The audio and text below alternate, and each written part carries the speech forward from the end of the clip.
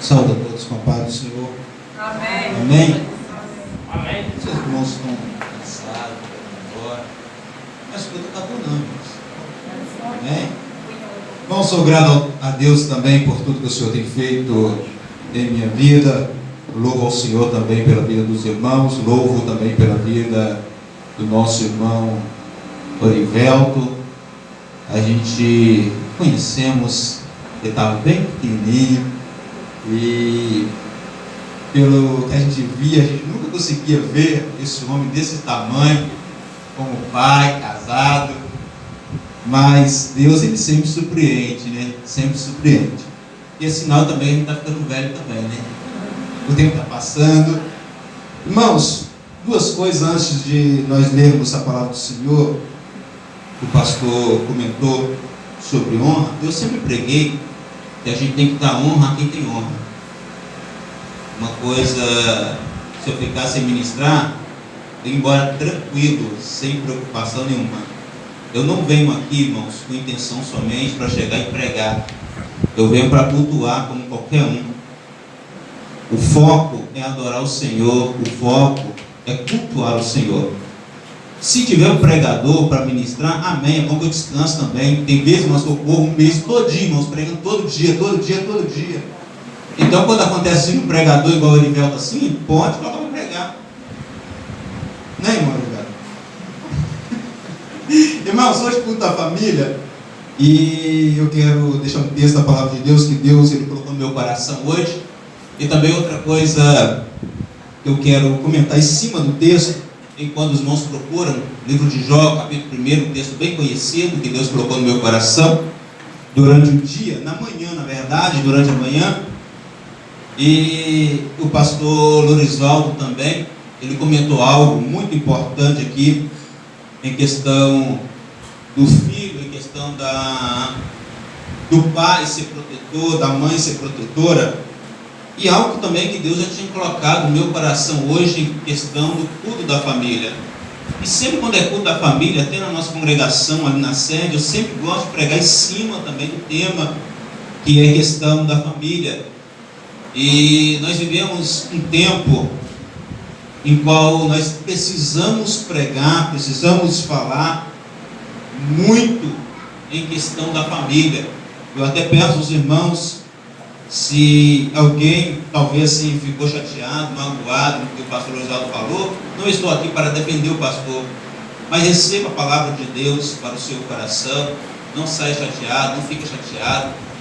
E eu falo que Deus usou o pastor Oswaldo porque antes mesmo, hoje pela manhã, Deus já me passava algo a respeito disso, a preocupação também, quando eu estava preparando a mensagem para hoje à noite.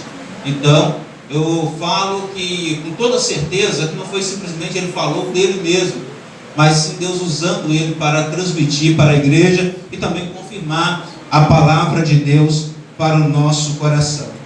Irmãos, livro de Jó, capítulo 1, versículo 1 até o versículo 3. Vamos ler até o versículo 5, né? Melhor, para nós entendermos melhor a palavra de Deus. Todos acharam, irmãos? Quem achou, diga amém. Quem não achou, pede para esperar mais um pouquinho. Nós esperamos. Aqueles que pudessem colocar sobre os pés, como de costume nosso, para nós lermos a palavra do Senhor. Diz assim a palavra do Senhor, versículo 1. Havia um homem na terra de Uz, cujo nome era Jó. E este era um homem sincero, reto e temente a Deus, e desviava-se do mal. E nasceram-lhe 7 filhos e 3 filhas. E era o seu gado 7.000 ovelhas, 3.000 carneiros, e 50 e 500 juntas de bois, 500 jumentas. E era também muitíssimo a gente ao seu serviço, de maneira que esse homem era maior do que todos os do Oriente. E vinham seus filhos e faziam banquete em casa, de cada um no seu dia, e enviavam e convidavam as suas 3 irmãs a comerem e beberem com ele. E sucedia, pois, que tendo percorrido o turno de dias de seus banquetes, enviava Jó e o santificava, e se levantava de madrugada, e oferecia holocaustos, segundo o número de todos eles. Porque dizia Jó: porventura pecaram meus filhos, e blasfemaram de Deus no seu coração.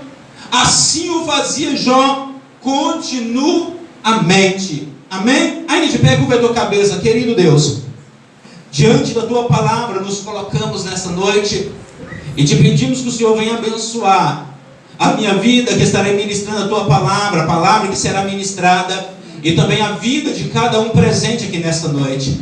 Pai amado, que a tua palavra ela venha chaguarindo, ó Pai amado, na vida de cada um, do coração de cada um.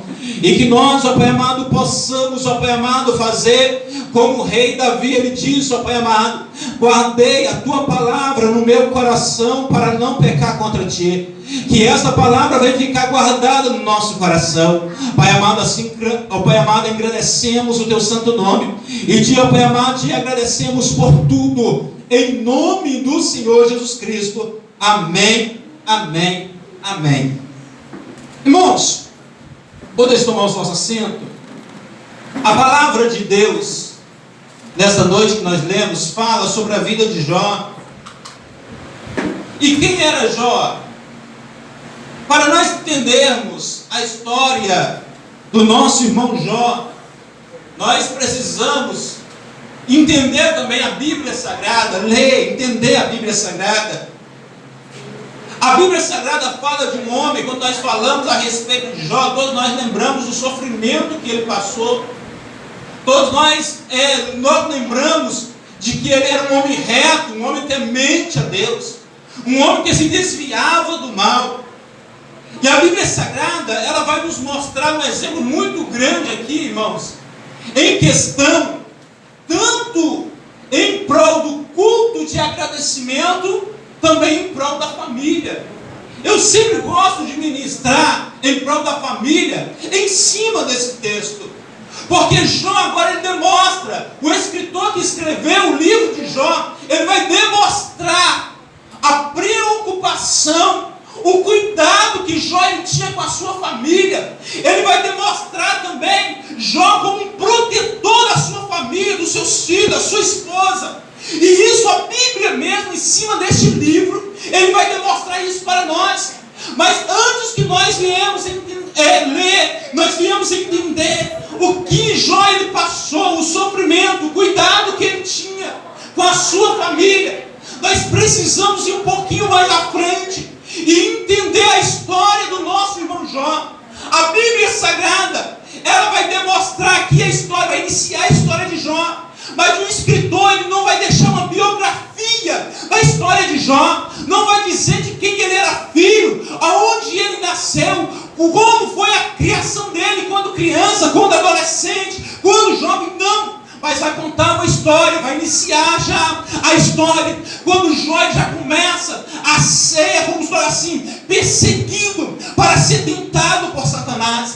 A Bíblia Sagrada vai demonstrar que Jó, ele simplesmente não era um homem qualquer. Jó, ele não era um homem simplesmente qualquer que nós olhamos, e nós olhamos o texto da Bíblia Sagrada e entendemos.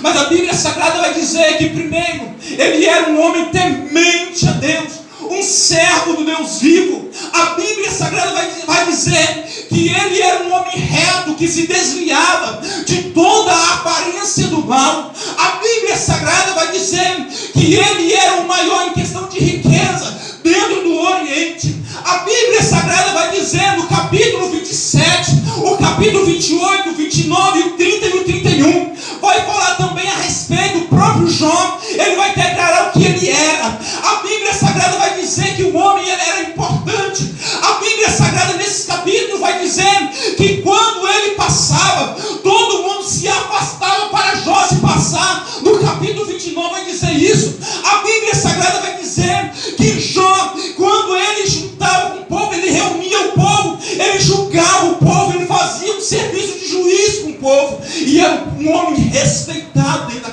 daquele lugar, dentro daquela região. Eu estou trazendo isso para os irmãos entender quem era Jó na Bíblia Sagrada. E muitas vezes nós entendemos, pegamos a história e lemos e simplesmente era um homem que servia a Deus, temente desviado do mal. Não. O homem, Deus tinha colocado o homem, Deus tinha dado a honra para o homem, num degrau bem elevado. Agora você começa a entender a história do nosso irmão Jó. A Bíblia Sagrada diz que ele era o maior dos Orientes em questão de riqueza, em questão de poder. O homem tinha uma riqueza extraordinária. E a Bíblia Sagrada agora vai mostrar que ele tinha 7 filhos e 3 filhas. E a Bíblia Sagrada vai mostrar também que quando eles juntavam para festejar, logo Jó já se preocupava. O que meus filhos aprontaram? Será que meus filhos pecaram diante do Senhor durante a festa, durante o banquete? Será que meus filhos pronunciaram alguma palavra contrária contra o Deus vivo? Será como foi a festa dos meus filhos? E quando encerrava a festa, agora Jó chamava os seus filhos, e agora eles passavam por uma purificação. Jó, ele preocupava em purificar os seus filhos, porque ele tinha medo dos filhos se pronunciar algo contra o Senhor, dele falar palavra torta diante do Senhor. Ele tinha a preocupação dos filhos ter falado algo que tinha entristecido a Deus, e agora ele preocupava com os seus filhos, e tinha medo também da ira, da justiça de Deus sobre a sua família. A Bíblia Sagrada vai dizer, no capítulo 29, também o 30, que ele mesmo vai descrever a relação que ele tinha com a sua família, com a sua esposa. Ele vai dizer para Deus: Senhor, eu com a minha esposa, eu nunca fiz um mal sequer. Eu com a minha esposa, eu nunca desviei os meus olhos para outra coisa em si, a minha esposa. Eu nunca olhei com outros olhos para outra donzela, mas simplesmente somente para a minha família. Você parou para entender agora como que era a vida de Jó dentro da família dele? E agora nós entendemos que Jó, ele traz algo muito importante para a nossa vida. Muito importante para a nossa vida. Nós entendemos que Jó, ele guardava, ele protegia cada passo dos seus filhos. Por mais que já eram homens criados, mas Jó estava todo o tempo vigiando e tomando todos os cuidados com os seus filhos. E agora, nós muitas vezes, irmãos, nós deixamos isso passar de liso na nossa família.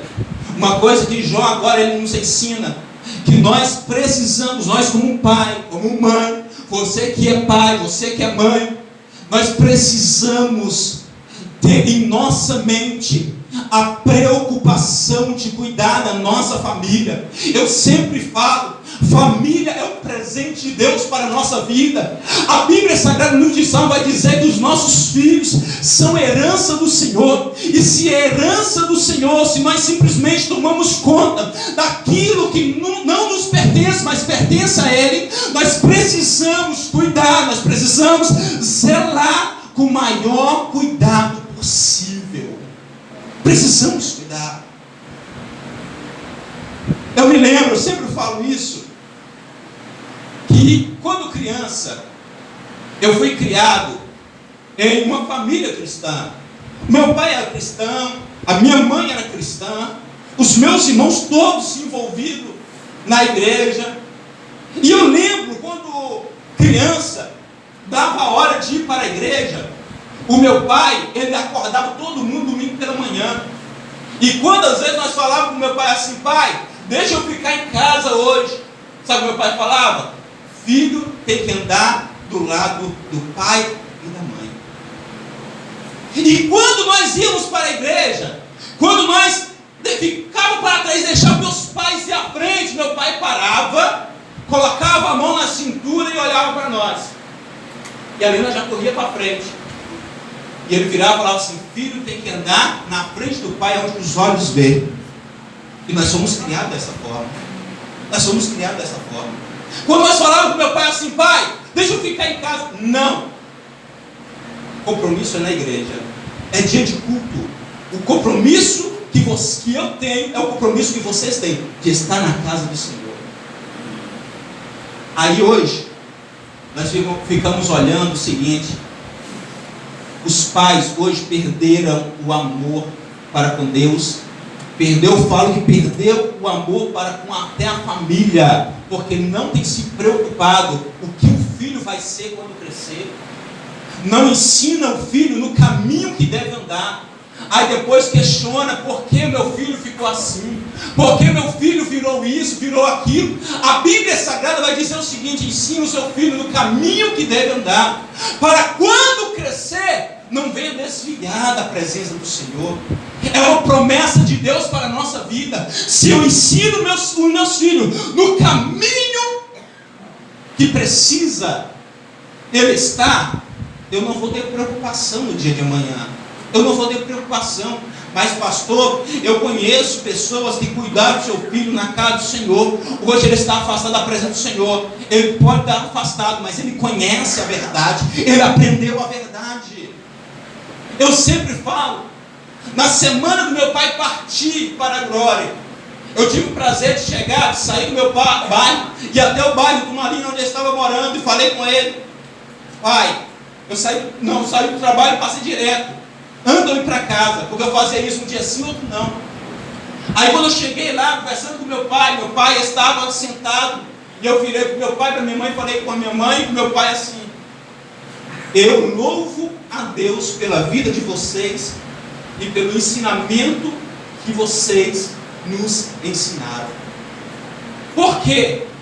Se hoje eu estou na presença do Senhor, lógico, graças a Deus, é Ele que morreu, Jesus que morreu na cruz para me salvar e para salvar a todos.